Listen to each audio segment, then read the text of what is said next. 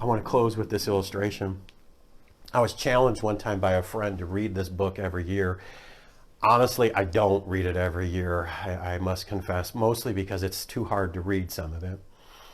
This is a book written by a man by the name of Bill Wilson. Sometimes he goes by Billy Wilson. And the book is called Whose Child Is This? He is a minister in New York City. And here's the thing about Bill Wilson. Me and him probably sat down. We'd have some different theological beliefs. But here's the thing that's important about Bill Wilson. He believes you must know Christ as your personal Savior. And he's trying to reach boys and girls with that. It was back, I think, in the mid to late 70s. And New York City was having some very difficult crime things that sound familiar.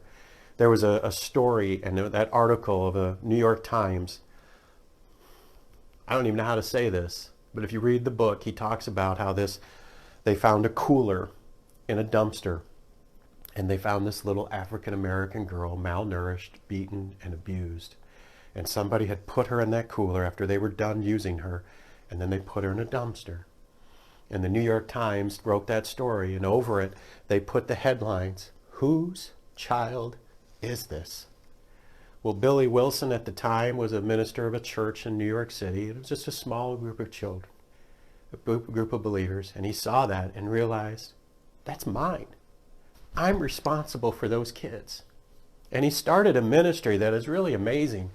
He started a bus ministry, and he started going out into some of the poorer neighborhoods in New York City and reaching these kids that are forgotten, reaching these kids that nobody seemed to care about. That an article like that, well, just happens again. Those are the type of neighborhoods, those are the type of kids that get killed in our cities all across it. And nobody did anything.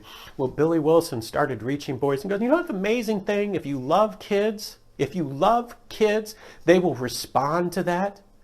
He started this ministry and started bus after bus after bus. And I believe in its heyday, it was 15 to some 20,000 kids that he would bring in and minister to every weekend and trying to reach them with the gospel of Jesus Christ.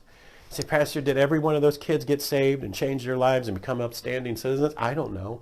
But I bet you a few of them got saved. And I bet you a few we're going to see in heaven. I bet you a few have gone on to take that same burden for Jesus and do something great across this world. You see, he saw something, and it made him say, yeah, that's my kid. I'm going to do something about this. You may not ever have to stand between a child and a gun. You may not ever have to break up a sex trafficking thing that takes place right here in our area, takes place. You may not have to do that. But Jesus is calling you to do something. Whatever it might be, teach your kids about Jesus.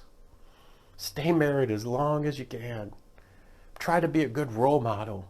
Get involved in a ministry that reaches boys and girls with the gospel of Jesus Christ.